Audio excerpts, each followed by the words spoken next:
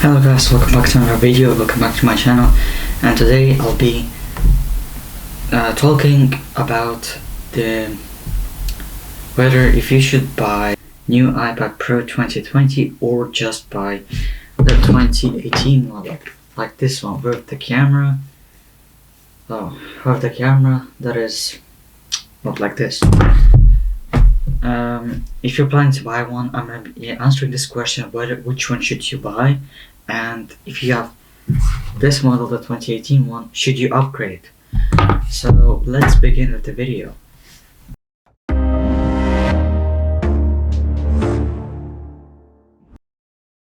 From the front, the design is identical. The bezels are not slimmer. The display is the same 600 nits liquid retina display with 120 Hz of ProMotion, which is actually quite impressive. But all of that the 2018 model iPad Pro has too. At the front, you really can't tell the difference between the old and the new model. However, at the back, there is a small difference, and that's probably the most noticeable one: the camera. The camera module has been changed. There are now two lenses. It's quite identical to the iPhone 11 camera system, but it has a LiDAR scanner in the middle, on the sides of the between two lenses. So at the top, you have the old 10 megapixel ultra wide lens. At the bottom, you have the 12 megapixel wide lens. So the camera system, it's not the best, but it is good enough. But are you going to be taking pictures on videos on the iPad Pro?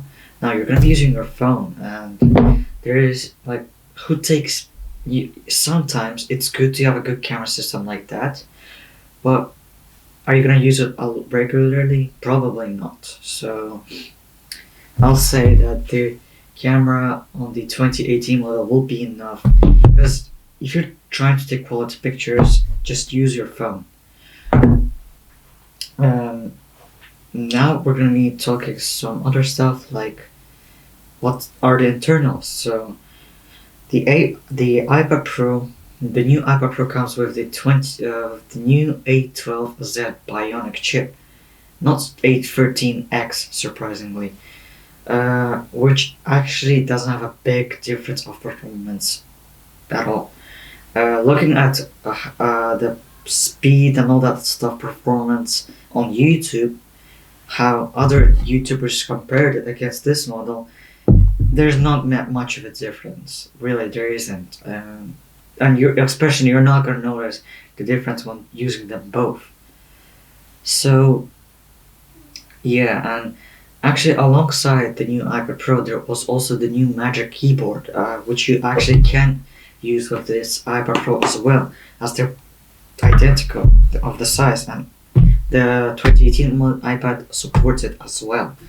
So now comes to the question: should you really upgrade to the iPad Pro 2020 from the 2018 model? My answer is going to be no, because is there a point? But for example, if your battery has been drained like mine, if you have some damages, maybe there is. But if you just want to upgrade because it's a newer model of the iPad Pro and you expect something new, no, right? You're not expecting any, except the camera, you're not expecting anything new. It's all the same. But if you're choosing to buy which one, the 2018 or the 2020, I would say buy the 2018 model, save some money, and then you can maybe save that money towards the next generation of the iPad Pro whenever it's going to come out. So save some money, invest in that. And the last question is, if you have the 2017 model of the iPad Pro, 10.5 inch or older, should you upgrade to the 2020 model? I'll say yes. Skip the 2018 model, because you just get the better one, and it's gonna last you for a few years. Speaking of that, actually, There's another reason why would you want to upgrade to the 2020 iPad Pro model is because this iPad Pro might stop receiving some like later iOS updates, whereas the 2020 iPad Pro model still could be like supportive on later iOS updates. But let's not think about that right now because I'm pretty sure that this iPad Pro will be holding its iOS support for a long time. But yeah, guys, the new iPad Pro 2020 is just a refreshed, and I think the reason why Apple did this is so people can buy their iPads because this one got old.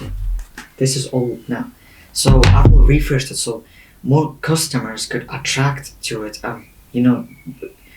They could buy it, which means more money for Apple. But yeah, guys, thanks for watching, and I'll see you again in the next video.